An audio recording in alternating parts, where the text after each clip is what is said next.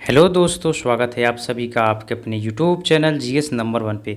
दोस्तों, एडुटेरिया की नई पुस्तक मार्केट में आ चुकी है जिसमें लगभग 5000 प्लस से अधिक वस्तुनिष्ठ प्रश्नों का संग्रहण किया गया है, जो कुल 100 प्रैक्टिस सेट के रूप में इसका संग्रहण किया गया है। यह जो है सामान्य अध्ययन से संबंधित विषय का संग्रहण है, जो कि आने वाले किसी भी एग्ज़ाम के लिए, जैसे BPSC, Bihar SSC CGL, Bihar दरोगा या बिहार कांस्टेबल के एग्ज़ाम में बहुत ही महत्वपूर्ण साबित होने वाला है। ये बहुत ही अच्छी पुस्तक है और यदि आपने अभी तक इस पुस्तक को नहीं खरीदा है तो इस पुस्तक को खरीदें एवं इसे ज़रूर पढ़ें, जिससे आपको और अधिक लाभ मिल सके। इसमें आज हम लोग डिस्कशन करने वाले हैं प्रैक्टिस सेट के बारे में। इसके पहले इसका 3 पार्ट पूरा किया जा चुका है। यदि आपने उसे नहीं देखा है तो आप उसे भी देख लें। वीडियो शुरू करने से पहले यदि आपने चैनल को सब्सक्राइब नहीं किया है तो प्लीज़ चैनल को सब्सक्राइब जरूर करें, वीडियो को लाइक शेयर एंड कमेंट जरूर करें। तो चलिए शुरू करते हैं आज का अपना डिस्कशन। आज की वीडियो में हम लोग सेट नंबर 6 को डिस्कशन करने वाले हैं। तो चलिए, आज का हमारा पहला प्रश्न है, हेलिना रक्षा उपकरण को किस देश ने विकसित किया है? तो हेलिना रक्षा उपकरण को भारत के द्वारा विकसित किया गया है। इसका सही आंसर ऑप्शन है। आगे बढ़ते हैं, हमारा अगला प्रश्न है, निम्नलिखित में से कौन सुमेलित नहीं है? तो जो वेम्बनाड है वह सुमेलित नहीं है। यह कर्नाटक नहीं होगा, यह केरल होगा। कहाँ होगा? यह केरल होगा। बाकी सुंदरवन पश्चिम बंगाल में है, सही है। भीतरकनिका उड़ीसा में है, यह भी सही है। और पीताम्बरम तमिलनाडु में है, यह भी सही है। हमारा अगला प्रश्न है, किस बंदरगाह को कॉफ़ी बंदरगाह के नाम से जाना जाता है? तो जो सेंटोस बंदरगाह है इसको कॉफ़ी बंदरगाह के नाम से भी जाना जाता है। इसका सही आंसर ऑप्शन बी। अगला प्रश्न है, राष्ट्रीय पोषण संस्थान कहाँ स्थित है? तो राष्ट्रीय पोषण संस्थान जो है वह हैदराबाद में स्थित है। कहाँ स्थित है? हैदराबाद में स्थित है। इसका सही आंसर ऑप्शन डी। आगे बढ़ते हैं, हमारा अगला प्रश्न है, इसमें सुमेलित करना है। तो आइए इसको हम लोग देखते हैं, कौन सुमेलित नहीं है? निम्न में से कौन सुमेलित नहीं है? तो रेनेटिंग जो है वह पनीर, यह सुमेलित है। जैव प्रौद्योगिकी प्लास्मिड्स जो है यह भी सुमेलित है। और गोल्डन चावल, इसमें विटामिन ए पाया जाता है, यह भी सही है। जबकि ओजोन परत ट्रोपोस्फेयर यह जो है वह सही नहीं है। इसका सही आंसर ऑप्शन डी। आगे बढ़ते हैं, हमारा अगला प्रश्न है, उष्णकटिबंधीय सदाबहार वन भारत के किन क्षेत्रों में पाया जाता है? तो उष्णकटिबंधीय सदाबहार वन जो है वो भारत के किन क्षेत्रों में पाया जाता है? तो आइए देखते हैं। पहला दिया है पश्चिमी घाट के पूर्वी ढाल पर, दूसरा है अंडमान और निकोबार द्वीप समूह में, तीसरा है अरावली पर्वत श्रृंखला पर, चौथा है उत्तर पूर्वी क्षेत्र की पहाड़ियों पर पाया जाता है। इसका सही आंसर ऑप्शन सी 2 एवं 4, जिसमें अंडमान और निकोबार द्वीप समूह एवं उत्तर पूर्वी क्षेत्र की पहाड़ियों पर पाया जाता है। तो इसको हम लोग शॉर्टकट में देखते हैं। भारत में उष्णकटिबंधीय सदाबहार वन जो है वह अंडमान निकोबार द्वीप समूह पे एवं उत्तर पूर्वी क्षेत्रीय पहाड़ियों पे पाया जाता है। आगे बढ़ते हैं, अगला प्रश्न है, हिमालयी पर्वत श्रृंखला किसका उदाहरण है? तो हिमालयी पर्वत श्रृंखला जो है वह एक वलित पर्वत का उदाहरण है। किसका उदाहरण है? वलित पर्वत का उदाहरण है। इसका सही आंसर ऑप्शन डी। अगला प्रश्न है, करेवा वैली स्थित है। करेवा वैली कहाँ स्थित है? तो करेवा वैली जो है वह कश्मीर में स्थित है। कहाँ स्थित है? कश्मीर में स्थित है। इसका सही आंसर ऑप्शन ए। अगला प्रश्न है, किस आंदोलन के दौरान ऑपरेशन 0 आवर चलाया गया था? तो ऑपरेशन 0 आवर जो है वह भारत छोड़ो आंदोलन के दौरान चलाया गया था, जिसके तहत जितने भी आंदोलन के नेतृत्वकर्ता थे उनको गिरफ्तार कर लिया गया था। इसका सही आंसर ऑप्शन बी। आगे बढ़ते हैं, हमारा अगला प्रश्न है, किस व्यक्ति ने रॉलेट एक्ट को जानबूझकर की गई हत्या कहकर संबोधित किया है? तो CF एंड्रयूज ने रॉलेट एक्ट को जानबूझकर की गई हत्या के रूप में संबोधित किया है। इसका सही आंसर ऑप्शन बी। अगला प्रश्न है, वन संरक्षण अधिनियम कब पारित किया गया था? तो वन संरक्षण अधिनियम 1980 ईस्वी में पारित किया गया था। इसका सही आंसर ऑप्शन है। अगला प्रश्न है, निम्न में से कौन सी गैस ग्रीन हाउस प्रवाह उत्पन्न करने वाली गैस है? तो ग्रीन हाउस प्रभाव उत्पन्न करने वाली कौन सी गैस है? तो जलवाष्प, मीथेन और ओजोन, यह सभी जो है वो ग्रीन हाउस प्रभाव उत्पन्न करने वाली गैस है। इसका सही आंसर ऑप्शन डी, इनमें से सभी सही है। अगला प्रश्न है, सिगरेट के धुएं में मुख्य प्रदूषक है। तो सिगरेट का धुआं में मुख्य प्रदूषक कौन सा है? तो इसमें जो कार्बन मोनोऑक्साइड है और बेंजीन है, यह सिगरेट के धुआं का मुख्य प्रदूषक है। इसका सही आंसर ऑप्शन डी, बी और सी होगा। अगला प्रश्न है, गैसोहॉल जो है वह मिश्रण है। गैसोहॉल किसका मिश्रण है? तो गैसोहॉल जो है वह 90% पेट्रोल और 10% एल्कोहल का मिश्रण को हम लोग किस नाम से जानते हैं? गैसोहॉल के नाम से जानते हैं। किस नाम से जानते हैं? गैसोहॉल के नाम से जानते हैं। इसका सही आंसर ऑप्शन ए हो जाएगा। अगला प्रश्न है, यदि एक वस्तु एक समान गति से वृत्ताकार पथ पर गतिशील है तो यदि कोई वस्तु एक समान चाल से एक वृत्ताकार पथ पे गतिशील है तो उसका वेग परिवर्तित होता रहता है। क्या परिवर्तित होता रहता है? उसका वेग परिवर्तित होता रहता है। इसका सही आंसर ऑप्शन सी। आगे बढ़ते हैं, हमारा अगला प्रश्न है, इसमें सुमेलित करना है सूची 1 को सूची 2 से। इसमें पहला है आमीटर। आमीटर से हम लोग विद्युत धारा को मापते हैं। किसको मापते हैं? विद्युत धारा को मापते हैं। हाइग्रोमीटर से सापेक्ष आर्द्रता मापी जाती है। बैरोमीटर से क्या मापा जाता है? तो बैरोमीटर से जो है वो दाब मापा जाता है। और वाट जो है, वाट से शक्ति मापा जाता है। इसका सही आंसर ऑप्शन सी हो जाएगा। आगे बढ़ते हैं, अगला प्रश्न है, बहिष्कृत भारत नामक पुस्तक का प्रकाशन किसने किया था? तो बहिष्कृत भारत नामक पुस्तक का प्रकाशन वी.आर. अम्बेडकर के द्वारा किया गया था। इसका सही आंसर ऑप्शन सी। अगला है, आधुनिक भारत का निर्माण किसके द्वारा किसे कहा जाता है? तो आधुनिक भारत का निर्माता जो है वो किसको कहा जाता है? तो राजा राममोहन राय को आधुनिक भारत का निर्माता कहा जाता है। इसका सही आंसर ऑप्शन डी। आगे बढ़ते हैं, हमारा अगला प्रश्न है, ड्यूस डबल फॉल्ट जैसे शब्द का संबंध किस खेल से है? तो ड्यूस और डबल फॉल्ट जैसे शब्द का संबंध जो है वह लॉन टेनिस से, किससे है? लॉन टेनिस से है। इसका सही आंसर ऑप्शन सी हो जाएगा। अगला प्रश्न है, प्राक्कलन समिति के संबंध में निम्न कथनों पर विचार कीजिए। पहला कथन है, इनमें सदस्यों की संख्या 25 होती है। इनमें सदस्यों की संख्या 25 होती है। इसमें हमको देखना है कि कौन सा कथन जो है वह सही है। तो प्राक्कलन समिति में सदस्यों की संख्या 25 होती है, यह गलत है। अगला है, इसके सदस्यों में 10 सदस्य जो है लोकसभा से एवं 15 सदस्य राज्यसभा से होते हैं, यह भी गलत है। अगला है, इसका कार्यकाल 3 वर्ष का होता है, यह भी गलत है। कोई भी मंत्री समिति का सदस्य नहीं हो सकता है, यही इसका सही है। इसका सही आंसर ऑप्शन डी होगा। केवल 4 इसका सही आंसर हो जाएगा। आगे बढ़ते हैं, हमारा अगला प्रश्न है, राज्यपाल की सम्मेलन की अध्यक्षता कौन करता है? राज्यपालों की सम्मेलन की अध्यक्षता कौन करता है? तो राष्ट्रपति के द्वारा अध्यक्षता किया जाता है। इसका सही आंसर ऑप्शन ए। अगला प्रश्न है, इसमें सूची 1 को सूची 2 से सम्मिलित करना है। इसमें देखते हैं भाग 5। भाग 5 किससे संबंधित है? तो भाग 5 का संबंध जो है वो संघ सरकार से है। भाग 10 का संबंध जो है वह अनुसूचित जाति और जनजाति क्षेत्र से है। भाग 15 का संबंध जो है वह निर्वाचन से है। एवं भाग 20 का संबंध संविधान संशोधन से है। इसका सही आंसर ऑप्शन बी हो जाएगा।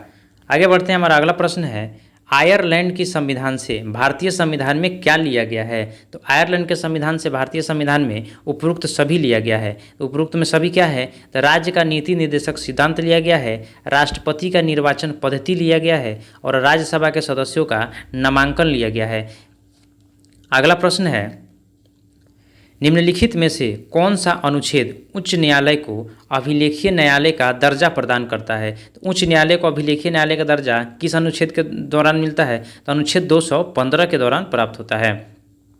आगे बढ़ते हैं, हमारा अगला प्रश्न है, भारत का संविधान किस प्रकार का है? तो भारत का जो संविधान है वह साधारणतः एकात्मक तथा विशेष स्थिति में संघात्मक के रूप में है। इसका सही आंसर ऑप्शन सी हो जाएगा। अगला प्रश्न है, भारत का संविधान कहता है कि अवशिष्ट अधिकार किसके पास रहेगी? तो भारत का संविधान कहता है कि अवशिष्ट अधिकार जो है वह संघ की संसद के पास रहेगी। इसका सही आंसर ऑप्शन सी हो जाएगा। आगे बढ़ते हैं, हमारा अगला प्रश्न है, किस प्रस्ताव को पारित किए जाने पर मंत्रिमंडल को इस्तीफा देना पड़ता है? तो जो अविश्वास प्रस्ताव है, इसके पारित हो जाने पर मंत्रिमंडल को क्या करना पड़ता है? इस्तीफा देना पड़ता है। इसका अगला प्रश्न है, लोक लेखा समिति से संबंधित तथ्यों में सही कौन है? लोक लेखा समिति से संबंधित तथ्यों में सही कौन है? आइए इसको हम लोग देखते हैं। इसमें कुल 22 सदस्य होते हैं, बिल्कुल सही है। दूसरा है, इसमें राज्यसभा के 15 सदस्य होते हैं, यह गलत है। तीसरा है, इस समिति के सदस्यों को प्रतिवर्ष अनुपातिक प्रतिनिधित्व के आधार पर चयन किया जाता है, यह भी बिल्कुल सही है। इसका सही आंसर 1 और 3 हो जाएगा। ऑप्शन नंबर ए इसका सही आंसर है। अगला प्रश्न है, गिल्ट एज्ड मार्केट निम्न में से किससे संबंधित है? तो गिल्ट एज्ड मार्केट जो है वह सरकारी प्रतिभूतियों के व्यापार से संबंधित है। इसका सही आंसर ऑप्शन सी। अगला प्रश्न है, चालू खाते के संदर्भ में किस वर्ष रुपये को पूर्ण रूप से परिवर्तनीय घोषित कर दिया गया था? इसका सही आंसर ऑप्शन नंबर डी 1994 होगा।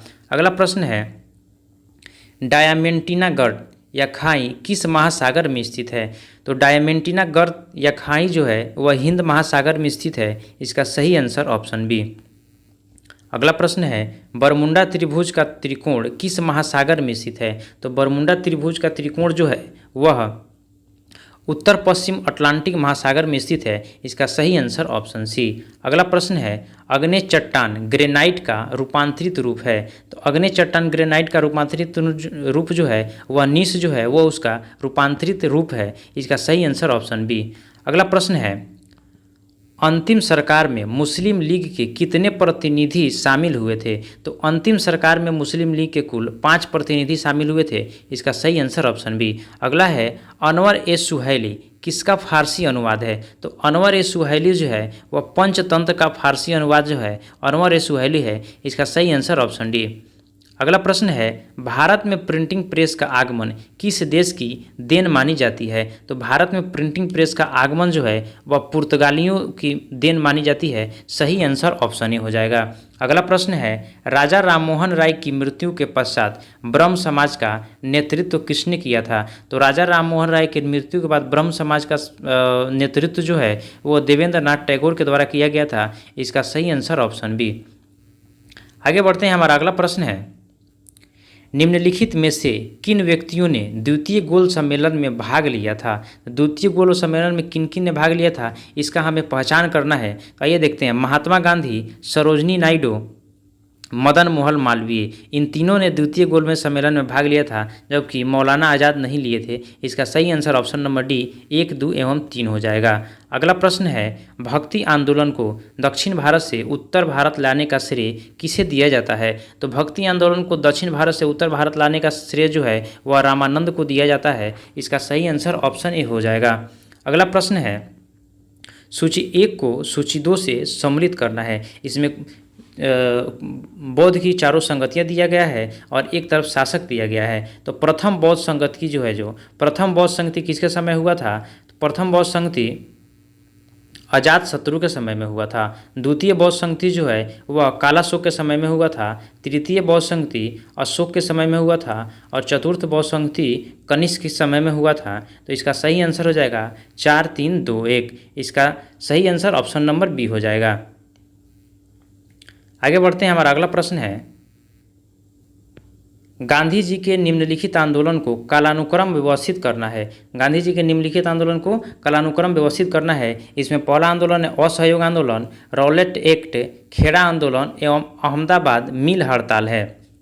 तो आइए इसको हम लोग देखते हैं। सबसे पहले अहमदाबाद मिल हड़ताल हुआ था, उसके बाद खेड़ा आंदोलन हुआ था, फिर उसके बाद रॉलेट एक्ट हुआ था और उसके बाद असहयोग आंदोलन हुआ था। इसका सही क्रम हो जाएगा 4, 3, 2, 1, यानी सही आंसर ऑप्शन नंबर डी हो जाएगा।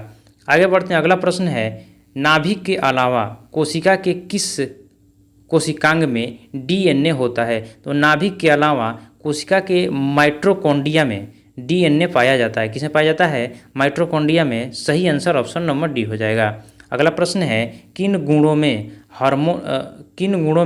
हार्मोन में एंजाइम से भिन्न होता है? किन गुणों में हार्मोन जो है वह एंजाइम से भिन्न होता है? इसका सही आंसर ऑप्शन डी, ये सभी प्रोटीन नहीं है। आगे बढ़ते हैं।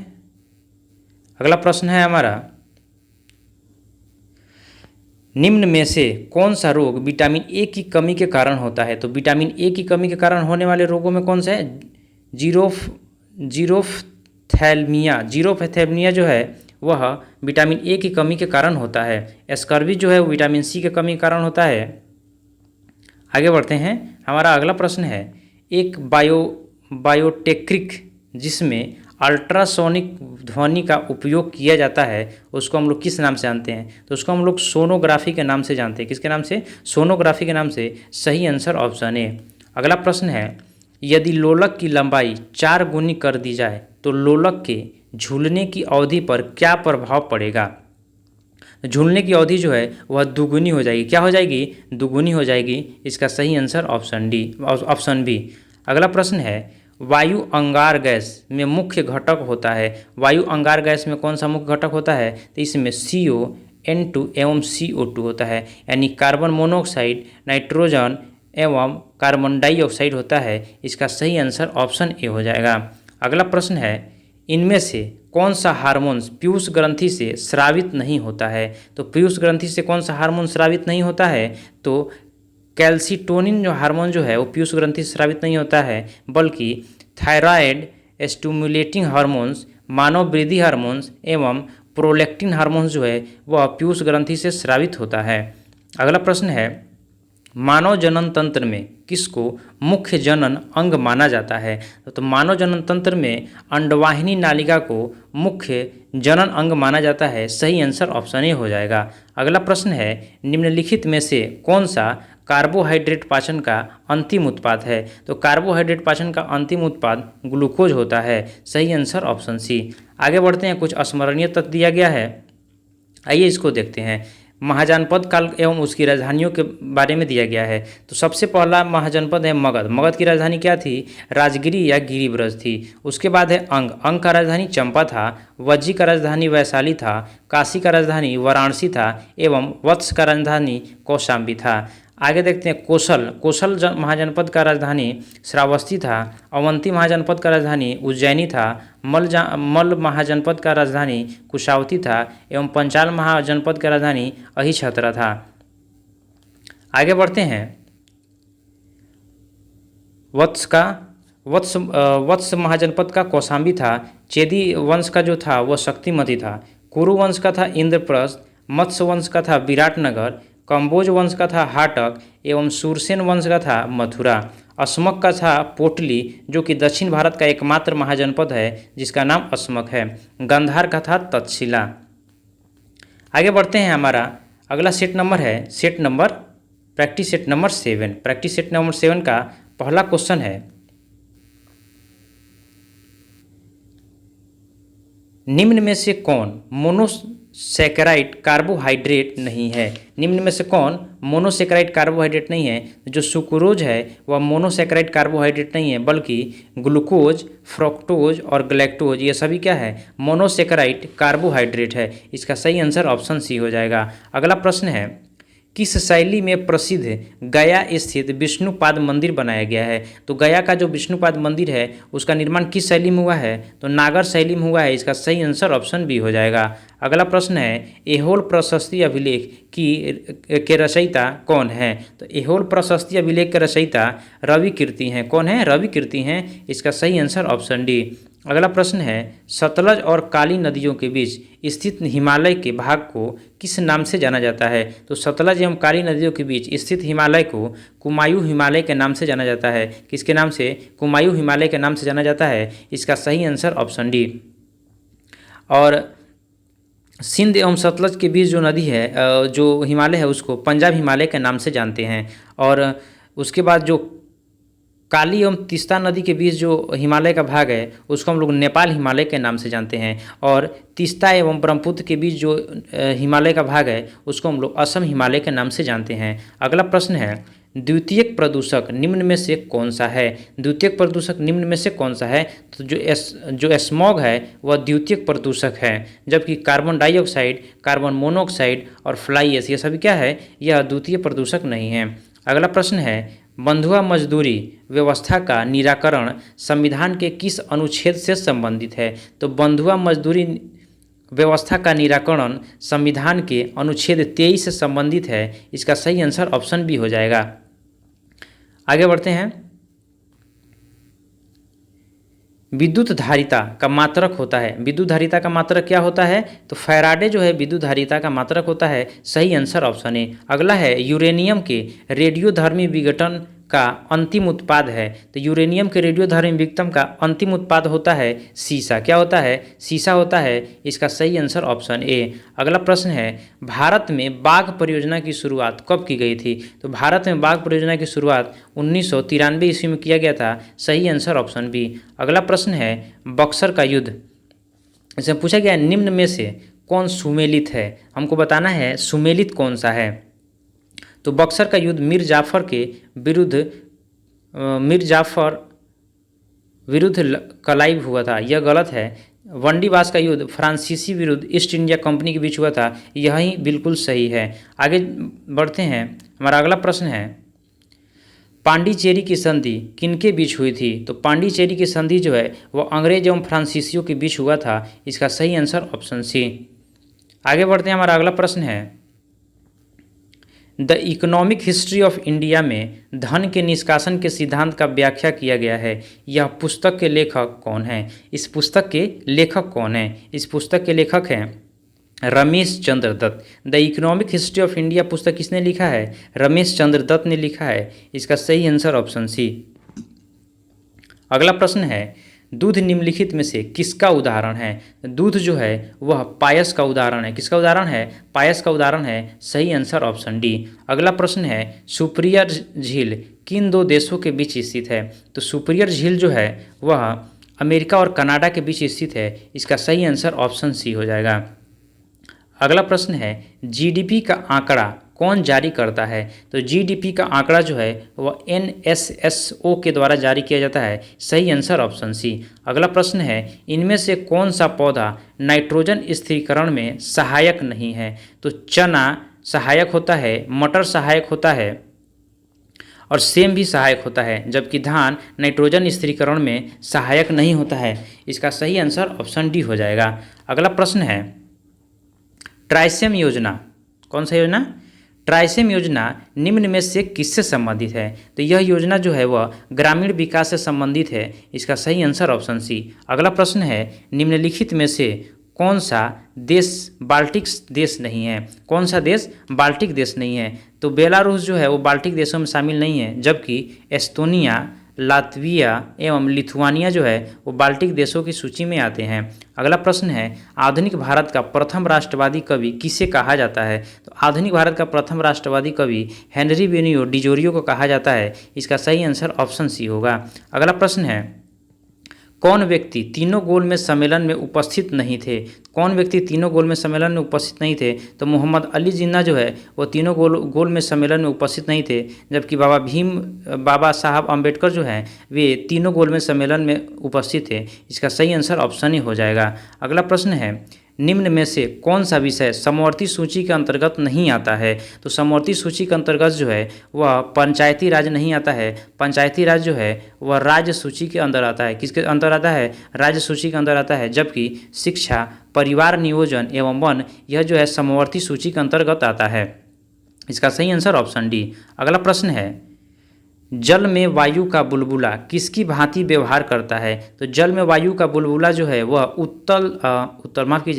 अवतल लेंस की भांति कार्य करता है। किसके भांति? अवतल लेंस की भांति कार्य करता है। सही आंसर ऑप्शन ए। अगला प्रश्न है कुछ विद्रोह दिया गया है और कुछ नेता दिया गया है, इसमें बताना है कौन सुमलित नहीं है? कौन सुमलित नहीं है? संथाल विद्रोह, संथाल विद्रोह के नेतृत्वकर्ता सिद्धू एवं कानूते, सही है, एकदम सही है। रामोसी विद्रोह, रामोसी विद्रोह के नेता चितर सिंह थे, यह भी सही है। कोल विद्रोह का नेता बुद्धू भगत है, यह भी सही है। जबकि पागलपंथी विद्रोह का नेता जो है वो मजनू शाह एवं चिराग अली शाह थे, यह जो है वह गलत है।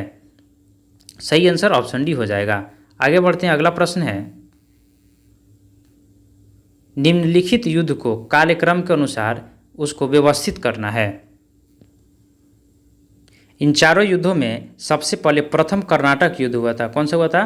प्रथम कर्नाटक युद्ध हुआ था। प्रथम कर्नाटक युद्ध के बाद वेदरा का युद्ध हुआ था 1960 ईस्वी में, और उसके बाद वंडीवास का युद्ध हुआ था, और फिर उसके बाद प्रथम आंग्ल मैसूर युद्ध हुआ था। इसका सही क्रम हो जाएगा 2, 3, 1, 4। इसका सही आंसर ऑप्शन डी हो जाएगा। अगला प्रश्न है, किस बौद्ध संगति के दौरान अभिधम्म पिटक की रचना की गई है? तो अभिधम्म पिटक की जो रचना है वह चतुर्थ बौद्ध संगति के दौरान किया गया था, और चतुर्थ बौद्ध संगति जो है वह जम्मू कश्मीर के जम्मू कश्मीर के कुंडलग्राम में आयोजित किया गया था। और किस शासक के समय किया गया था? तो यह जो है वह कनिष्क के समय में किया गया था, और इस समिति के जो अध्यक्ष थे वो कौन थे? तो अश्वघोष वसुमित्र थे। आगे बढ़ते हैं। अगला प्रश्न है, निम्नलिखित घटनाओं का सही कालक्रम है। तो इसको भी हमको कालक्रम में क्या करना है? सजाना है।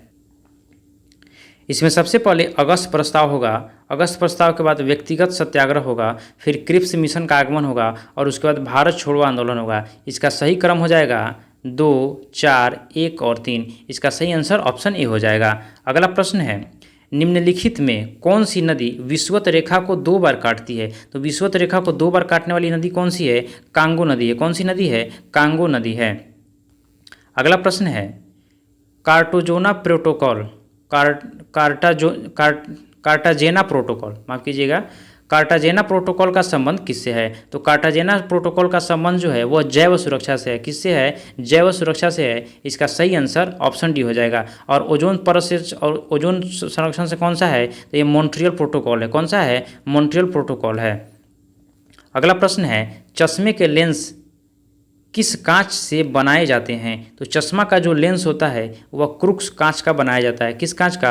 क्रूक्स कांच का बनाया जाता है। इसका सही आंसर ऑप्शन सी हो जाएगा। अगला प्रश्न है, निम्नलिखित नगरों में से किस एक नगर का संबंध महावीर से नहीं है? तो महावीर से किस नगर का संबंध नहीं है? तो लुम्बिनी का संबंध जो है महावीर से नहीं है, बल्कि लुम्बिनी का संबंध किससे है? महात्मा बुद्ध से है। किनसे है? महात्मा बुद्ध से है। जबकि वैशाली, चंपा एवं पावापुरी का संबंध किससे है? यह महावीर से संबंधित है। आगे बढ़ते हैं। कुछ वंश दिया गया है और राजधानी दिया गया है, इसमें बताना है कौन सुमेलित नहीं है। तो चंदेल वंश का जो राजधानी था वह खजुराहो या महोवा था, यह बिल्कुल सही है। सोलंकी वंश का जो राजधानी था वो अनहिलवाड़ा था, यह भी बिल्कुल सही है। और प्रतिहार वंश का जो राजधानी था वह कन्नौज है, यह भी बिल्कुल सही है। जबकि कलचुरी वंश का राजधानी अजमेर नहीं था, यही सुमेलित नहीं है। इसका सही आंसर ऑप्शन डी हो जाएगा। अगला प्रश्न है, मोढेरा का सूर्य मंदिर किस राज्य में स्थित है? तो मोढेरा का सूर्य मंदिर जो है वह गुजरात राज्य में स्थित है। इसका सही आंसर ऑप्शन बी हो जाएगा। अगला प्रश्न है, निम्नलिखित में से कौन सुमेलित नहीं है? इसको बताना है कौन सुमेलित नहीं है। अकबर द्वारा जजिया कर की समाप्ति 1564 ईस्वी में किया गया था, यह बिल्कुल सही है। दिन ए इलाही की स्थापना 1882 ईस्वी में किया गया था, यह भी सही है। मजहरनामा की घोषणा 1878 ईस्वी में किया गया था, यह गलत है। 1578 ईस्वी में किया गया था, यह गलत है। जबकि 1579 ईस्वी में किया गया था, यही इसका सही आंसर है। और तीर्थ यात्रा कर की समाप्ति 1563 ईस्वी में किया गया था, यह भी सही है। इसका सही आंसर ऑप्शन सी हो जाएगा। आगे बढ़ते हैं। हमारा अगला प्रश्न है, मनसबदारी व्यवस्था में 2 अस्पा सी अस्पा का प्रचलन किसके द्वारा किया गया था? तो 2 अस्पा और सी अस्पा का प्रचलन जो है वह जहांगीर के द्वारा किया गया था। किसके द्वारा? जहांगीर के द्वारा किया गया था। सही आंसर ऑप्शन डी। अगला प्रश्न है, चौसा का युद्ध कब हुआ था? तो चौसा का युद्ध जो है वह 1539 ईस्वी में हुआ था। सही आंसर ऑप्शन सी। आगे बढ़ते हैं। अगला प्रश्न है, निम्नलिखित में से कौन सा विकल्प बंधन की क्रियाशीलता का सही क्रम को दर्शाता है? तो बंधन की क्रियाशीलता की सही क्रम को कौन सा दर्शाता है? तो इसमें एकल बंध, द्विबंध एवं त्रिबंध जो है वो इसका सही आंसर हो जाएगा ऑप्शन नंबर सी। अगला प्रश्न है, निम्न में से किस अंग में आवश्यकता से अधिक शर्करा या कार्बोहाइड्रेट ग्लाइकोजेन के रूप में संचित रहता है? तो यह यकृत में संचित रहता है। कहाँ संचित रहता है? यकृत में संचित रहता है। इसका सही आंसर ऑप्शन सी हो जाएगा। जब आवश्यकता से अधिक शर्करा हो जाता है तो उसको जो है ग्लाइकोजेन के रूप में यकृत संग्रहित करके रखता है। अगला प्रश्न है, किस योजना काल में 14 बैंकों का राष्ट्रीयकरण किया गया था? तो 14 बैंकों का राष्ट्रीयकरण जो है वह चौथी योजना योजना काल में किया गया था। इसका सही आंसर ऑप्शन बी हो जाएगा। अगला प्रश्न है, जिन वस्तुओं का उपयोग साथ साथ किया जाता है उन्हें क्या कहा जाता है? तो जिन वस्तुओं का उपयोग साथ साथ किया जाता है उनको पूरक वस्तुएं कहते हैं। कौन सी वस्तुएं कहते हैं? पूरक वस्तुएं कहते हैं। सही आंसर ऑप्शन ए होगा। अगला प्रश्न है, भारतीय मानक समय रेखा किस राज्य से होकर नहीं गुजरता है? तो भारतीय मानक सेवा रेखा जो है वह भारतीय मानक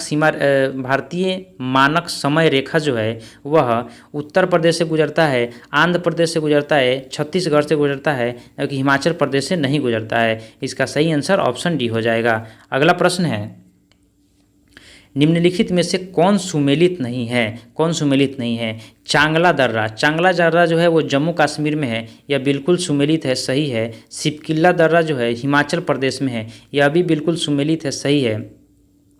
नाथुल्ला दर्रा सिक्किम में है, यह भी बिल्कुल सही है। जबकि बुमडिल्ला दर्रा जो है यह उत्तराखंड में नहीं है, यह गलत है। आगे बढ़ते हैं। हमारा अगला प्रश्न है, भारत में पश्चिमी तट की अपेक्षा पूर्वी तट पर चावल की पैदावार अधिक क्यों होती है? तो भारत में पश्चिमी तट की अपेक्षा पूर्वी तट पे चावल की पैदावार अधिक होती है, क्योंकि पूर्वी तट जो है वो पश्चिम तट से चौड़ा है तथा डेल्टाई क्षेत्र है। कैसा क्षेत्र है? डेल्टाई क्षेत्र है। अगला प्रश्न है, केंद्र और राज्य विधायी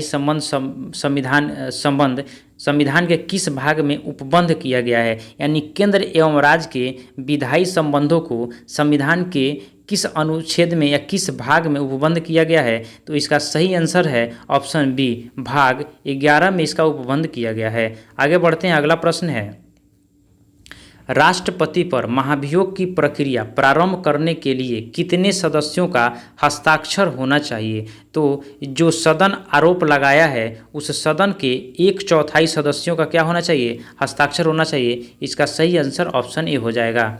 अगला प्रश्न है, निम्न में किस परिस्थिति में किसी संसद सदस्य की सदस्यता समाप्त हो जाती है? इसका सही आंसर ऑप्शन डी, उपरोक्त सभी परिस्थितियों में। आइए उन परिस्थितियों को देखते हैं। यदि वह सदन की अनुमति के बिना 60 दिनों तक अवधि तक सदन के सभी बैठकों में क्या रहता है? अनुपस्थित रहता है, तब उसकी सदस्यता समाप्त की जा सकती है।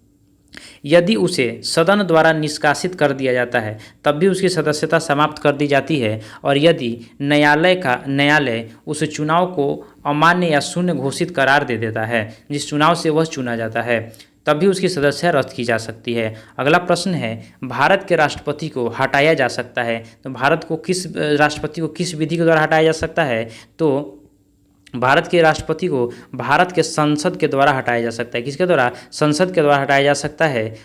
इसका सही आंसर ऑप्शन सी हो जाएगा, महाभियोग लगाकर। अगला प्रश्न है, किस अनुच्छेद के अंतर्गत राज्य निर्वाचन आयोग का प्रावधान किया गया है? तो राज्य निर्वाचन आयोग का प्रावधान अनुच्छेद 243 का के में इसका उल्लेख किया गया है। इसका सही आंसर ऑप्शन सी हो जाएगा। और 243 के आई में जो है वो राज्य वित्त आयोग का उपबंध किया गया है। अगला प्रश्न है, किस संविधान संशोधन में पिछड़े वर्ग संबंधी आयोग का प्रावधान किया गया है? तो पिछड़े वर्ग संबंधी आयोग का प्रावधान 102वां संविधान संशोधन में किया गया है। इसका सही आंसर ऑप्शन बी हो जाएगा। अगला प्रश्न है, history of the freedom movement in Bihar. History of the freedom movement in Bihar के लेखक कौन है? तो history of the freedom movement in Bihar के लेखक के दत्ता हैं। कौन है? के दत्ता हैं। इसका सही आंसर ऑप्शन ए हो जाएगा। अगला प्रश्न है, मानव विकास सूची निर्माण में निम्नलिखित में से कौन जुड़ा हुआ है? तो मानव विकास सूची निर्माण में जो है अमर्त्य सेन जुड़े हुए हैं। इसका सही आंसर ऑप्शन डी हो जाएगा। आगे बढ़ते हैं। इसमें कुछ स्मरणीय तथ्य दिया गया है, आइए उसको हम लोग देखते हैं। इसमें मौर्य वंश के बारे में दिया गया है। तो मौर्य वंश के संस्थापक कौन थे? तो मौर्य वंश का संस्थापक चंद्रगुप्त मौर्य थे। जस्टिन ने चंद्रगुप्त मौर्य को क्या कहा है? तो जस्टिन ने चंद्रगुप्त मौर्य को सेंड्रोकोटस कहा है। मुद्रा राक्षस में चंद्रगुप्त मौर्य के लिए किस शब्द का प्रयोग किया गया है? तो मुद्रा राक्षस में चंद्रगुप्त मौर्य के लिए ब्रिसल शब्द का प्रयोग किया गया है। चंद्रगुप्त मौर्य के प्रधानमंत्री का क्या नाम था? तो चाणक्य चंद्रगुप्त मौर्य के प्रधानमंत्री थे। आगे बढ़ते हैं। चाणक्य द्वारा लिखी अर्थशास्त्र पुस्तक जो है वह किससे संबंधित है, तो राजनीति से संबंधित है। चंद्रगुप्त ने 305 ईस्वी में सेल्यूकस निकेटर को हराया था। सेल्यूकस निकेटर और चंद्रगुप्त मौर्य के बीच युद्ध कब हुआ था, तो 305 ईस्वी में हुआ था। सेल्यूकस निकेटर का राजदूत मेगास्थनीज चंद्रगुप्त मौर्य के दरबार में आया था। चंद्रगुप्त मौर्य के दरबार में कौन आया था, मेगास्थनीज आया था। और यह किसका राजदूत था, तो सेल्यूकस निकेटर का राजदूत था। अगला पॉइंट है, इंडिका पुस्तक की रचना किसने की थी, तो इंडिका पुस्तक की रचना मेगास्थनीज के द्वारा किया गया था। अगला पॉइंट है, चंद्रगुप्त मौर्य किस धर्म से संबंधित थे, तो चंद्रगुप्त मौर्य जैन धर्म से संबंधित थे और जैन धर्म के अनुयायी थे। और उन्होंने जैन धर्म की दीक्षा किससे ली थी, तो भद्रबाहु से लिया था। अगला पॉइंट है, चंद्रगुप्त मौर्य का उत्तराधिकारी कौन था, तो चंद्रगुप्त मौर्य का उत्तराधिकारी बिंदुसार था। इसे अमित्रघात के नाम से भी जाना जाता है। और वायु पुराण में बिंदुसार को भद्रसार भी कहा गया है। और जैन ग्रंथों में बिंदुसार को सिंहसेन कहा गया है। यानी बिंदुसार के और कौन कौन से नाम हैं, तो बिंदुसार को अमित्रघात कहा गया है, भद्रसार कहा गया है और सिंहसेन कहा गया है। बौद्ध विद्वान तारकनाथ ने बिंदुसार को 16 राज्यों का विजेता बताया है। अगला पॉइंट है, बिंदुसार का उत्तराधिकारी कौन था, तो बिंदुसार का उत्तराधिकारी अशोक था। अशोक जो है राजगद्दी पर कब बैठा था, तो अशोक राजगद्दी पर 269 ईस्वी पूर्व में बैठा हुआ था। राजगद्दी पर बैठने से पहले, राज्याभिषेक होने से पहले अशोक जो है वह अवंती का राज्यपाल था। कहाँ का राज्यपाल था, अवंती का राज्यपाल था।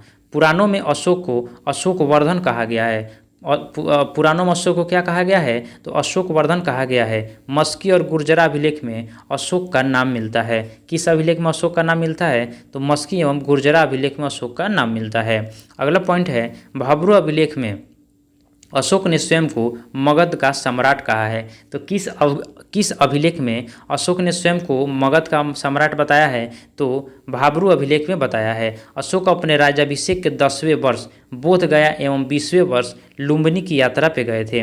अगला पॉइंट है, 261 ईस्वी पूर्व में कलिंग पर आक्रमण कर उसकी राजधानी तोसली पर अधिकार कर लिया था। किसने, अशोक ने। अगला पॉइंट है, उसे उपगुप्त नामक बौद्ध भिक्षु ने बौद्ध धर्म की दीक्षा दी थी। यानी अशोक को किसने बौद्ध धर्म की दीक्षा दी थी, तो उपगुप्त नामक बौद्ध भिक्षु ने दिया था। अशोक का सबसे लंबा जो अभिलेख है वो 7वां है एवं सबसे छोटा अभिलेख जो है वो रुम्नीदेही का अभिलेख है। अशोक के समय मौर्य साम्राज्य में प्रांतों की संख्या कितनी थी, तो मौर्य साम्राज्य में प्रांतों की संख्या 5 थी। इनमें भारत में सर्वप्रथम शिलालेख का प्रचलन शुरू करवाया। अशोक ने सर्वप्रथम शिलालेख का प्रचलन शुरू करवाया था और इसमें सामान्यतः ब्राह्मी, खरोष्टी, ग्रीक एवं अरमाइक लिपियों का प्रयोग हुआ है। अशोक ने पहले शिलालेख में पशु बलि की निंदा की है। पशु बलि की निंदा किसमें किया गया है, अशोक के पहले शिलालेख में किया गया है। और छठे शिलालेख में आत्मनियंत्रण की शिक्षा दिया गया है। आत्मनियंत्रण की शिक्षा किस अभिलेख में है, छठे अभिलेख में है। मौर्य वंश ने लगभग 137 वर्ष तक शासन किया था। एक मौर्य वंश कितने वर्ष तक शासन किया था, तो लगभग 137 वर्ष तक शासन किया था। आगे बढ़ते हैं, हमारा अगला प्रैक्टिस सेट है प्रैक्टिस सेट नंबर 8। इसका पहला प्रश्न है, लार का पीएच मान। लार का पीएच मान कितना होता है, तो लार का पीएच मान जो है वो 6.5 होता है। इसका सही आंसर ऑप्शन ए हो जाएगा। आगे बढ़ते हैं, हमारा अगला प्रश्न है, कुछ रोगों का नाम दिया गया है एवं जीवाणु का नाम दिया गया है। कौन सा रोग किस जीवाणु से होता है, इसको हम लोग देखते हैं। सबसे पहला है हैजा। हैजा जो है विब्रियो कॉलरी से होता है। टीबी जो है माइक्रोबैक्टीरियम ट्यूबरकुलोसिस से होता है। निमोनिया जो है वह टिप्लोकोकस न्यूमोनी से होता है एवं टेटनस जो है वह क्लोस्ट्रीडियम टिटेनी से होता है। इसका सही आंसर ऑप्शन ए हो जाएगा। अगला पॉइंट है, कुछ पहाड़ियाँ दिया गया है और राज्य दिया गया है। गारो पहाड़ियाँ। गारो पहाड़ियाँ कहाँ हैं, तो गारो पहाड़ियाँ मेघालय में है। मीरी पहाड़ियाँ कहाँ हैं, मीरी पहाड़ियाँ अरुणाचल प्रदेश में है। उसके पंचई मलाई पहाड़ी जो है वो तमिलनाडु में स्थित है और डालमा पहाड़ी जो है वो झारखंड में स्थित है। इसका सही आंसर ऑप्शन ए हो जाएगा। अगला प्रश्न है, ये भी सुमेलित करने वाला है। एक कुछ बांध दिया गया है और नदी दिया गया है, बताना है कौन सा बांध किस नदी पे है। दुलहस्ती दुलहस्ती बांध जो है वह चेनाब नदी पे है। गांधी सागर बांध जो है वो चंबल नदी पे है। उकाई जो बांध है वह ताप्ती पे है एवं तवा बांध जो है वो तवा नदी पे है। इसका सही आंसर ऑप्शन डी हो जाएगा। अगला प्रश्न है, संविधान की व्याख्या से संबंधित सभी विवाद सर्वोच्च न्यायालय के पास लाए जा सकते हैं। यह अधिकार सर्वोच्च न्यायालय के किस अधिकार के अंतर्गत आता है? तो यह जो है वह अपीलीय क्षेत्राधिकार के अंतर्गत आता है। किसके अंतर्गत आता है? अपीलीय क्षेत्राधिकार के अंतर्गत आता है। इसका सही आंसर ऑप्शन सी हो जाएगा। आगे बढ़ते हैं। हमारा अगला प्रश्न है, निम्नलिखित में से कौन कथन सही है? तो आइए देखते हैं। पहला कथन जो है वह है, नाबार्ड देश में कृषि एवं ग्रामीण विकास हेतु वित्त उपलब्ध कराने वाली शीर्ष संस्था है। यह बिल्कुल सही है। नाबार्ड का मुख्यालय मुंबई में है। यह भी बिल्कुल सही है। इसका सही आंसर 1 और 2 दोनों होगा, ऑप्शन नंबर सी।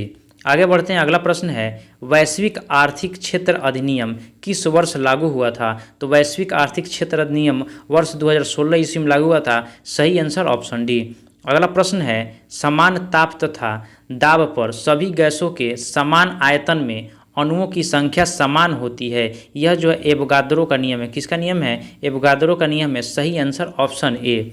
अगला प्रश्न है, बंगाल विभाजन के दौरान किस तिथि को बंगाल में शोक दिवस के रूप में मनाया गया था?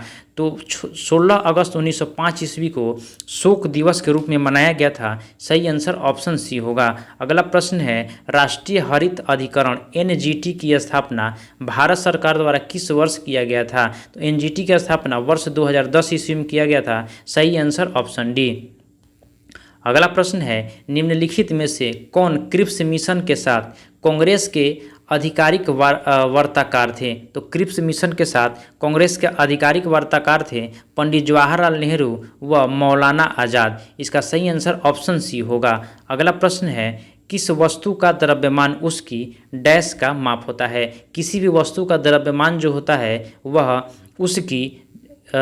उसकी जड़त्व का माप होता है। किसका माप होता है? जड़त्व का माप होता है। अगला प्रश्न है, ध्वनि का एक महत्वपूर्ण अभिलक्षण तारत्व है जो निर्भर करता है। तारत्व किस पर निर्भर करता है? आवृत्ति पर निर्भर करता है। सही आंसर ऑप्शन बी।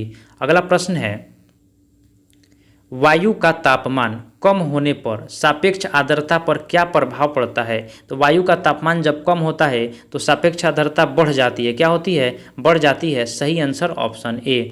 अगला प्रश्न है, हड़प्पाकालीन किस स्थल से खेल का मैदान मिला है? तो हड़प्पाकालीन जो है वह धौलावीरा से, कहाँ से? धौलावीरा से खेल का मैदान मिला है। धौलावीरा कहाँ है? तो धौलावीरा जो है वह गुजरात में स्थित है। कहाँ स्थित है? गुजरात में स्थित है। अगला प्रश्न है, चिपको आंदोलन के जन्मदाता के रूप में किसे जाना जाता है? तो चिपको आंदोलन के जन्मदाता सुंदरलाल बहुगुणे थे। कौन थे? Sundarlal Bahugune, option number B. अगला प्रश्न है, मानव का हृदय कितने भागों में विभाजित होता है? तो मानव का हृदय जो है वो 4 भागों में विभाजित होता है। सही आंसर ऑप्शन डी हो जाएगा। मछलियों में 4 होता है, मत्स्य वर्ग में 4 होता है और जो उभयचर होते हैं उसमें 3 होता है। अगला प्रश्न है, वर्ष 1927 की बटलर कमेटी का क्या उद्देश्य था? तो 1927 की बटलर कमेटी का उद्देश्य था अंग्रेजी सरकार एवं देशी राज्यों के बीच के संबंध को सुधारना। सही आंसर ऑप्शन नंबर डी होगा। अगला प्रश्न है, बौद्ध धर्म एवं जैन धर्म में किस विषय पर अंतर है? तो बौद्ध धर्म एवं जैन धर्म जो है आत्मा को लेकर क्या है? अंतर है। अगला प्रश्न है, किस सिख गुरुओं की हत्या मुगलों द्वारा की गई है? तो मुगलों द्वारा किसकी हत्या की गई है?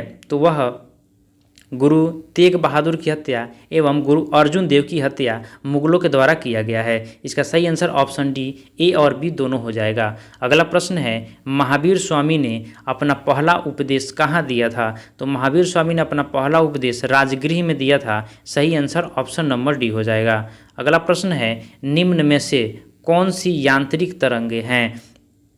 जो ध्वनि तरंगे हैं वह यांत्रिक तरंगे हैं। सही आंसर ऑप्शन डी हो जाएगा। अगला प्रश्न है, भोपाल गैस त्रासदी में किस गैस का रिसाव हुआ था? तो भोपाल गैस त्रासदी जो है वह 3 दिसंबर कब हुआ था? 3 दिसंबर 1984 ईस्वी को हुआ था और यह जो है वह मिथाइल आइसोसाइनाइड के रिसाव के कारण हुआ था। सही आंसर ऑप्शन ए। अगला प्रश्न है, राष्ट्रपति पर महाभियोग के संदर्भ में निम्न में से कौन सा कथन सही नहीं है? तो आइए इसका कथन देखते हैं। राष्ट्रपति पर महाभियोग की प्रक्रिया अनुच्छेद 61 में दी गई है, यह बिल्कुल सही है। राष्ट्रपति द्वारा संविधान का अतिक्रमण किए जाने पर उसके विरुद्ध महाभियोग चलाया जा सकता है, यह भी बिल्कुल सही है। अगला पॉइंट है, महाभियोग संसद द्वारा चलाई जाने वाली एक अर्ध न्यायिक प्रक्रिया है, यह भी बिल्कुल सही है। और अगला है, महाभियोग का प्रस्ताव केवल लोकसभा में प्रस्तुत किया जा सकता है, यह बिल्कुल गलत है, यह बिल्कुल गलत है। यह महाभियोग के संदर्भ में सही कथन नहीं है। इसका सही आंसर ऑप्शन डी हो जाएगा। आगे बढ़ते हैं, हमारा अगला प्रश्न है, किसी राज्य की विधानसभा में अधिक से अधिक कुल कितने सदस्य हो सकते हैं? तो किसी राज्य की विधानसभा में अधिक से अधिक 500 सदस्य हो सकते हैं। इसका सही आंसर ऑप्शन सी हो जाएगा। अगला प्रश्न है, 20 सूत्रीय आर्थिक कार्यक्रम किस वर्ष प्रारंभ किया गया था? तो 20 सूत्रीय आर्थिक कार्यक्रम 1975 ईस्वी में प्रारंभ किया गया था। सही आंसर ऑप्शन सी हो जाएगा। अगला प्रश्न है, निम्न में से कौन से मूल अधिकार भारतीय नागरिकों के साथ साथ विदेशियों को भी प्राप्त है? तो विधि के समक्ष समता और विधि का समान संरक्षण, यह दोनों को प्राप्त है। अपराधों के लिए दोष सिद्धि के संबंध में संरक्षण, यह भी दोनों को प्राप्त है। प्राण एवं दैहिक स्वतंत्रता का संरक्षण, यह भी दोनों को प्राप्त है। इसका सही आंसर हो जाएगा इनमें से सभी, ऑप्शन नंबर डी। अगला प्रश्न है, बैलगाड़ी किस चित्रकार की कृति है? तो बैलगाड़ी जो है वो अबुल हसन की कृति है। सही आंसर ऑप्शन डी हो जाएगा। अगला प्रश्न है, भारत में मिश्रित अर्थव्यवस्था का अर्थ है? तो भारत में मिश्रित अर्थव्यवस्था का अर्थ है राष्ट्रीय अर्थव्यवस्था में सार्वजनिक क्षेत्र के साथ साथ निजी क्षेत्रों का विद्यमान होना। भारत का जो राष्ट्रीय अर्थव्यवस्था है उसमें सार्वजनिक क्षेत्र एवं निजी क्षेत्र दोनों का क्या है? दोनों का योगदान है। अगला प्रश्न है, शाहजहांनामा के लेखक कौन है? तो शाहजहांनामा के लेखक कौन है? इनायत खां हैं। शाहजहांनामा के लेखक कौन है? इनायत खां हैं। सही आंसर ऑप्शन सी। अगला प्रश्न है, वेलेजली की सहायक संधि को स्वीकार करने वाला दूसरा राज्य कौन था? तो वेलेजली के सहायक संधि को स्वीकार करने वाला दूसरा राज्य मैसूर था। और पहला राज्य कौन था? तो पहला राज्य हैदराबाद था। इसका सही आंसर ऑप्शन नंबर सी हो जाएगा। अगला प्रश्न है, भारतीय ब्रह्म समाज के संस्थापक कौन थे? तो भारतीय ब्रह्म समाज के संस्थापक केशव चंद्र सेन थे। और एक था आदि ब्रह्म समाज, कौन था? आदि ब्रह्म समाज। तो आदि ब्रह्म समाज के कौन थे? देवेंद्रनाथ टैगोर थे। अगला प्रश्न है, सर्वेंट ऑफ इंडिया सोसाइटी की स्थापना किसने की थी? तो सर्वेंट ऑफ इंडिया सोसाइटी की स्थापना गोपाल कृष्ण गोखले के द्वारा किया गया था। सही आंसर ऑप्शन सी। अगला प्रश्न है, कांग्रेस के किस अधिवेशन में भारत छोड़ो आंदोलन का प्रस्ताव पारित किया गया था? तो भारत छोड़ो आंदोलन का प्रस्ताव कांग्रेस के वर्धा अधिवेशन में पारित किया गया था। किस अधिवेशन में? वर्धा अधिवेशन में पारित किया गया था। सही आंसर ऑप्शन सी। अगला प्रश्न है, शुष्क सेल में किसका प्रयोग किया जाता है? तो शुष्क सेल में अमोनियम क्लोराइड का प्रयोग किया जाता है। सही आंसर ऑप्शन डी। अगला प्रश्न है, टांका निम्न में से किसका मिश्र धातु है? तो टांका जो है वह टीना एवं सीसा का मिश्र धातु है। सही आंसर ऑप्शन ए। आगे बढ़ते हैं, हमारा अगला प्रश्न है, महात्मा गांधी के असहयोग आंदोलन के प्रस्ताव का विरोध किसने किया था? तो महात्मा गांधी के असहयोग आंदोलन के प्रस्ताव का विरोध एनी बेसेंट, मोहम्मद अली जिन्ना एवं बिपिन चंद्र पाल, इन सब ने किया था। इसका सही आंसर ऑप्शन नंबर डी, इनमें से सभी हो जाएगा। किस विटामिन को हार्मोन्स माना जाता है? तो विटामिन डी को क्या माना जाता है? हार्मोन्स माना जाता है। सही आंसर ऑप्शन डी हो जाएगा। अगला प्रश्न है, कोबाल्ट 60 आमतौर पर विकिरण चिकित्सा में प्रयुक्त होता है क्योंकि यह उत्सर्जित करता है। कोबाल्ट 60 का उपयोग किसमें किया जाता है? विकिरण चिकित्सा में किया जाता है। क्यों किया जाता है? क्योंकि यह गामा किरण का उत्सर्जन करता है। सही आंसर ऑप्शन सी हो जाएगा। अगला प्रश्न है, निम्न में से क्रोएशिया की राजधानी है? क्रोएशिया की राजधानी कौन सी है? तो जगरेब जो है वो क्रोएशिया की राजधानी है। सही आंसर ऑप्शन ए हो जाएगा। अगला प्रश्न है, नीरज चोपड़ा का संबंध किस खेल से है? तो नीरज चोपड़ा का संबंध भाला फेंक से संबंधित है। सही आंसर ऑप्शन बी हो जाएगा। अगला प्रश्न है, जल प्रदूषण निवारण एवं नियंत्रण अधिनियम कब पारित किया गया था? तो जल प्रदूषण निवारण एवं नियंत्रण अधिनियम 1974 ईस्वी में पास किया गया था। सही आंसर ऑप्शन नंबर बी हो जाएगा। और वन्य जीव संरक्षण अधिनियम 1972 ईस्वी में पारित किया गया था। अगला प्रश्न है सुवर्णश्री एवं धनश्री नदियाँ किस राज्य में प्रवाहित होती हैं? तो सुवर्णश्री एवं धनश्री जो है वो असम में प्रवाहित होती हैं और ये दोनों जो है किसकी सहायक नदी हैं? तो ये जो है वो ब्रह्मपुत्र नदी की सहायक नदी है। किस नदी की? ब्रह्मपुत्र नदी की सहायक नदी है। सही आंसर ऑप्शन ए हो जाएगा। अगला प्रश्न है असम कितने राज्यों एवं कितने देशों के साथ सीमा साझा करता है? तो असम जो है वह 7 राज्यों एवं 2 देशों के साथ सीमा साझा करता है। सही आंसर ऑप्शन सी हो जाएगा। अगला प्रश्न है भारत के राज्यों में क्षेत्रफल की दृष्टि से बिहार का स्थान क्या है? तो भारत के राज्यों में क्षेत्रफल की दृष्टि से बिहार का स्थान 13वां है। सही आंसर ऑप्शन डी। अगला प्रश्न है भारत की जलवायु कोपेन वर्गीकरण के अनुसार किस प्रकार के जलवायु का प्रतिनिधित्व करता है? सही आंसर ऑप्शन डी मानसून गर्म ग्रीष्म के साथ इसका प्रतिनिधित्व करता है। आगे बढ़ते हैं। हमारा अगला प्रश्न है अगर अरल सागर किन 2 देशों की सीमा पर अवस्थित है? तो अरल सागर जो है वह उज्बेकिस्तान एवं कजाकिस्तान देश की सीमा पर स्थित है। सही आंसर ऑप्शन डी हो जाएगा। अगला प्रश्न है समान न्याय और निःशुल्क विधिक सहायता के लिए संविधान के किस अनुच्छेद में उपबंध किया गया है? तो समान न्याय एवं निःशुल्क विधि सहायता के लिए संविधान के अनुच्छेद 39 के क में इसका उपबंध किया गया है। सही आंसर ऑप्शन सी हो जाएगा। अगला प्रश्न है अनुच्छेद 21 के एक निम्नलिखित में से किस संविधान संशोधन के द्वारा जोड़ा गया था? इसको जो है वह 86वां संविधान संशोधन वर्ष 2002 ईस्वी में जोड़ा गया था। सही आंसर ऑप्शन डी हो जाएगा।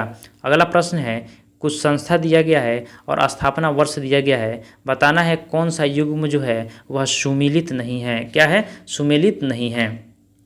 केंद्रीय अन्वेषण ब्यूरो इसकी स्थापना 1963 ईस्वी में किया गया था। यह बिल्कुल सुमेलित है। और केंद्रीय सतर्कता आयोग इसका स्थापना 1964 ईस्वी में किया गया था। और प्रवर्तन निदेशालय इसका भी स्थापना 1956 ईस्वी में किया गया था। इसका ऑप्शन नंबर सी गलत है। इसका सही आंसर ऑप्शन सी हो जाएगा। आगे बढ़ते हैं। हमारा कुछ इसमें स्मरणीय तथ्य दिया गया है तो आइए इसको हम लोग देखते हैं। कुषाण वंश के संस्थापक कौन थे? तो कुषाण वंश का संस्थापक कुजुल कडफिस था। और कुषाण वंश का सबसे प्रतापी राजा कौन था? तो कुषाण वंश का सबसे प्रतापी राजा कनिष्क था। अगला पॉइंट है इसकी राजधानी प्रारंभिक राजधानी पुरुषपुर एवं द्वितीय राजधानी मथुरा थी। यानी कुषाण वंश का प्रारंभिक राजधानी कहाँ था? तो पुरुषपुर था और द्वितीय राजधानी मथुरा थी। 78 ईस्वी में शक सामंत की शुरुआत हुआ था। शक सामंत का शुरुआत कब हुआ था? 78 ईस्वी में हुआ था। और कनिष्क के दरबार में कौन रहते थे? तो आयुर्वेदाचार्य चरक रहते थे। अगला पॉइंट है बुद्ध चरित्र के लेखक अश्वघोष जो है वो कनिष्क के दरबार में रहते थे। तो बुद्ध चरित्र के लेखक कौन है? तो अश्वघोष हैं। और वे किसके दरबार में रहते थे? तो कनिष्क के दरबार में रहते थे। अगला पॉइंट है गांधार शैली और मथुरा शैली का सर्वाधिक विकास कनिष्क के शासनकाल में हुआ था। तो गांधार कला एवं मथुरा कला का सर्वाधिक विकास किसके शासनकाल में हुआ था? तो कनिष्क के शासनकाल में हुआ था। प्रसिद्ध रेशम मार्ग किसने प्रारंभ करवाया था? तो कनिष्क ने ही प्रारंभ करवाया था। कुषाण वंश के समय ही सर्वप्रथम बुद्ध की खड़ी प्रतिमा का निर्माण किया गया था। बुद्ध की खड़ी प्रतिमा का निर्माण किसके शासनकाल में हुआ था? किस वंश के? तो कुषाण वंश के समय में हुआ था। कुषाण काल में सर्वाधिक विकास वास्तुकला के क्षेत्र में हुआ था। चलिए इसके आगे का जो प्रैक्टिस सेट है इसके आगे के वीडियो में किया जाएगा। तब तक के लिए इतना ही। बहुत बहुत धन्यवाद।